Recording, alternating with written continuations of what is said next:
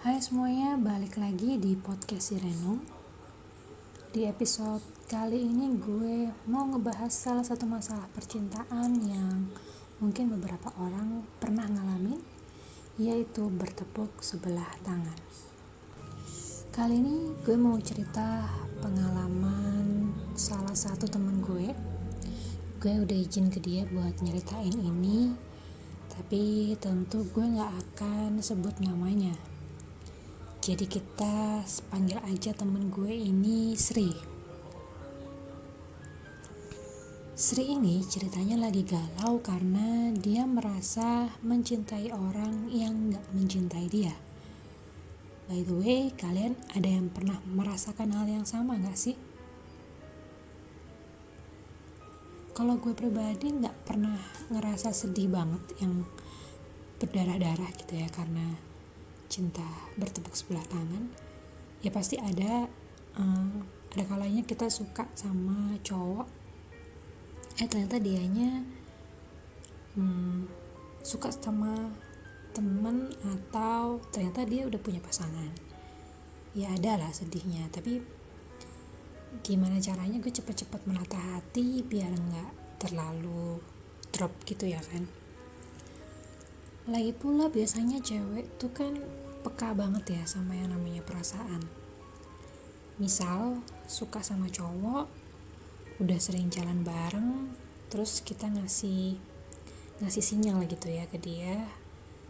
Terus kita bahas soal komitmen pacaran, atau ya pokoknya kalau soal mancing-mancing, ngasih umpan, ini kan kita ahli lah ya di bidang itu.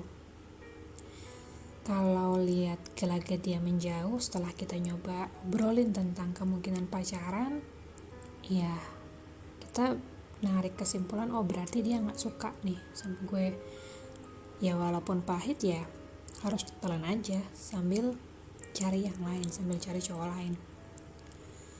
Nah berbeda sama temen gue si Sri ini, gue aja yang gak ikut ngalamin rasanya ikut sakit hati gitu. Tapi dia nih tegar banget. Teman-teman gue yang lain yang tahu juga ceritanya Sri ini bahkan bilang tegar sama bodoh emang beda tipis ya. Oke deh, langsung aja ini ceritanya. Jadi Sri mulai mencoba membuka hati setelah 1 tahun putus. Gak tahu gimana awalnya dia ini berkenalan sama seseorang. Oh ya sorry, sebelumnya kenal di Instagram. Gue lupa ya, mereka kenal di Instagram. Terus intens komunikasi via WhatsApp, teleponan setiap hari. Tapi keduanya belum pernah ketemu. Si cowoknya ini arsitek. Gue pernah ditunjukin fotonya si cowok ini. Ini cowoknya kita panggil aja namanya Adi ya. Si Adi ini orangnya tinggi, lumayan manis. Menurut info dari Sri, beda umur dia sama si Adi ini sekitar 5 tahunan. Tapi kalau dilihat dari foto-fotonya gak kelihatan kalau mereka ini beda 5 tahun. Terus gue tanyalah sama si Sri, kenapa kok bisa suka sama Adi padahal kan mereka belum pernah ketemu juga. Si Sri bilang Adi ini orangnya sopan, ngobrolnya nyambung, wawasannya luas, kadang humoris walaupun kebanyakan garing. Dan si Adi ini bisa jadi penyemangat dan pendengar yang baik. Terus kebetulan mereka suka genre film yang sama, jadi suka bahas film. Ya gak cuma film, kadang ngomongin buku, musik, sampai ngobrolin tipe-tipe klien atau bahas kerjaannya masing-masing gitu antara Sri dan Adi. Masih dari ceritanya Sri, si Adi ini pernah cerita bahwa dia punya trauma, pernah ditinggal nikah sama mantannya yang dulu, padahal mereka udah menuju ke arah yang serius. Tapi waktu dibahas lebih lanjut tentang masa lalunya, si Adi ini kayaknya ngasih batasan gitu, gak mau lebih lanjut dikulik masa lalunya ataupun kehidupan pribadinya. Katanya dia takut kecewa kalau terlalu terbuka sama orang lain. Nah, setelah hampir 2 bulanan mereka intens ngobrol via WhatsApp, akhirnya si Sri ini pengen ngomong serius ke Adi bahwa dia tuh suka sama Adi, Kak. Udah terlanjur nyaman gitu sama Adi. Si Sri ini katanya udah nyiapin hati kalau Adi nolak dia. Yang penting dia udah ngomong apa yang dia pendam selama ini. Nah, begitu udah ngomong, si Adi ini cukup kaget dan bilang, lah, kita kan gak pernah ketemu, kok bisa kamu suka dan lain-lain. Dan Sri pun ngejelasin, iya, gue nyaman, terus kita ngobrolnya nyambung dan seterusnya gitu kan. Nah, si Adi gak langsung jawab pertanyaannya Sri, tapi setelah itu ya mereka gak menjauh juga, komunikasi tetap seperti biasa, tetap setiap hari gitu. Nah, sampai suatu saat si Adi ini ngajak ketemu. Seneng dong si Sri ini. Akhirnya dia sampai belajar bikin kue buat dikasih ke Adi ini, jadi spesial gitu lah ya. Terus Sri berangkat ke tempat yang udah ditentuin, yaitu di kafe di tengah kota.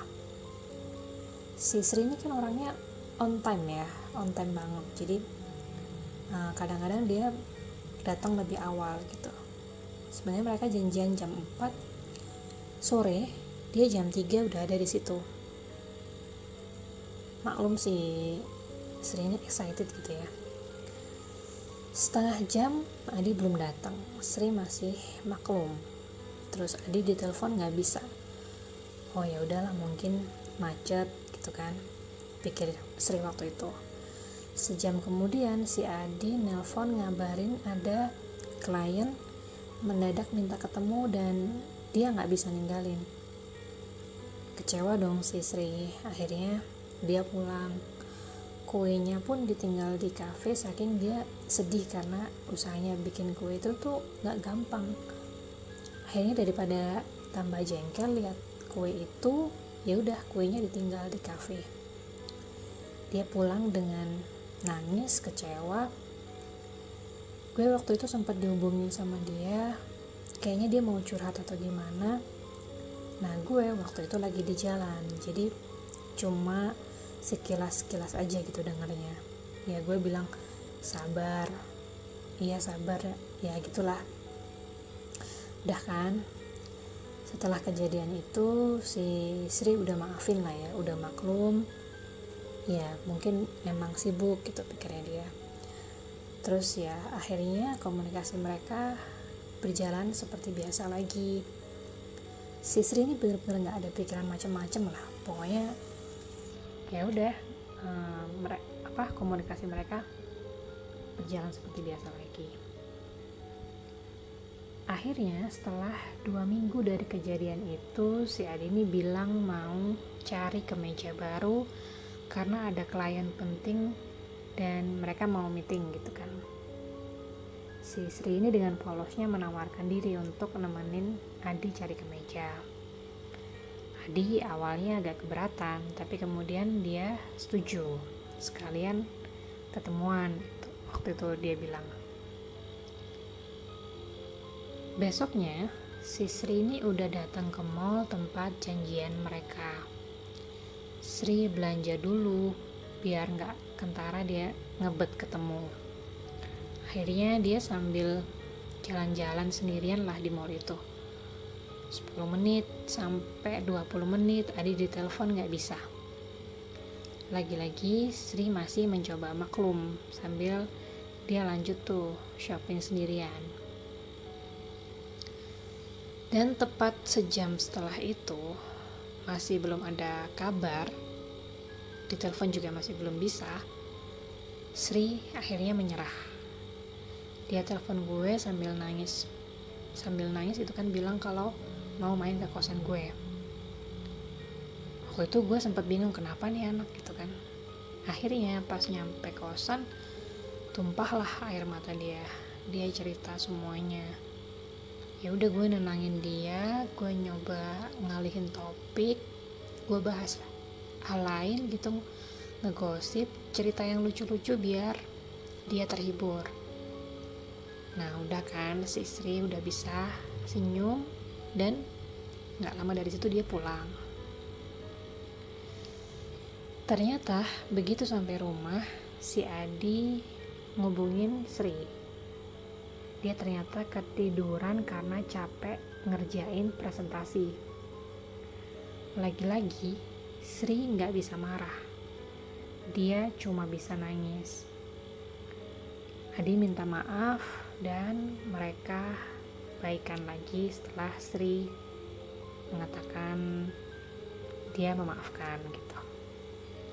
Sri mencoba maklum dan tetap berbaik sangka sama hubungan mereka sama si Adi juga. Bahkan nih Sri sampai sholat malam, sholat tahajud, minta dikuatkan dan diberi petunjuk buat hubungan mereka. Dia juga ngedoain yang terbaik buat Adi biar dia lupa sama sakit hatinya di masa lalu dan ngebuka hatinya buat Sri. Jadi Sri ini udah terlanjur nyaman banget dan sayang sama Adi. Sampai pada suatu waktu Adi ini sibuk banget, komunikasi mereka berkurang.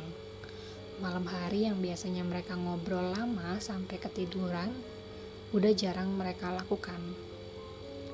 Si Adi bilang dia kecapean. Sri pun ngerti dan mengakhiri pembicaraan mereka. Tapi hal itu berlanjut terus sampai akhirnya Sri gak tahan dan protes. Kamu kenapa? Kok berubah? Aku salah apa? Dia bilang gitu ke Adi. Tapi Adi gak bilang apa-apa, cuma bilang kecapean. Besoknya, tiap Sri chat ke si Adi cuma di-read, cuma dibaca aja. Sampai pada hari ketiga, chatnya Sri checklist atau centang ya, yang menandakan dia diblokir. Sri nyoba telepon gak bisa. Disitulah Sri nangis sejadi-jadinya. Kenapa jadi kayak gini? Salah apa sampai dapat hukuman yang begini rupa? Sampai besoknya pun tetap gak ada kabar dari Adi. Chat WA tetap checklist. Sri tambah down dan menganggap ini semua salah dia. Dia yang terlalu ngebet ketemu Adi, ngebet Adi nerima cinta dia.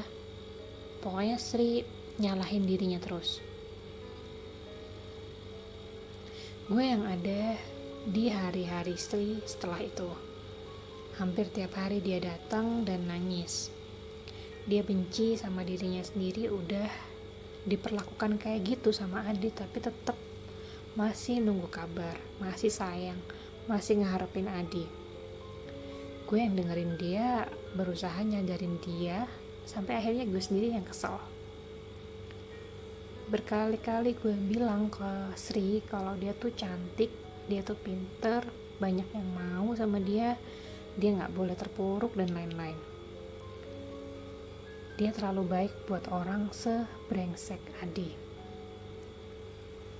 Sri marah waktu gue bilang Adi brengsek. Sri bilang pasti ada alasan Adi ngelakuin ini ke dia.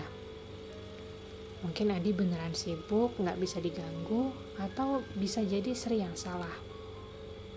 Ya, Sri masih menyalahkan dirinya sendiri. Gue akhirnya diem.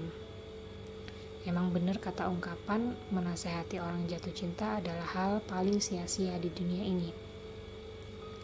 Sampai detik ini pun, dimana itu udah kejadian 3 bulan yang lalu, Sri masih nunggu kabar dari Adi. Jadi lewat podcast ini gue mau bilang sama Sri, gue tahu lo bakal dengerin ini suatu saat. Lo tuh berharga, gak usah nyalahin diri sendiri. Segala yang lo alamin di hidup lo pasti ada hikmahnya.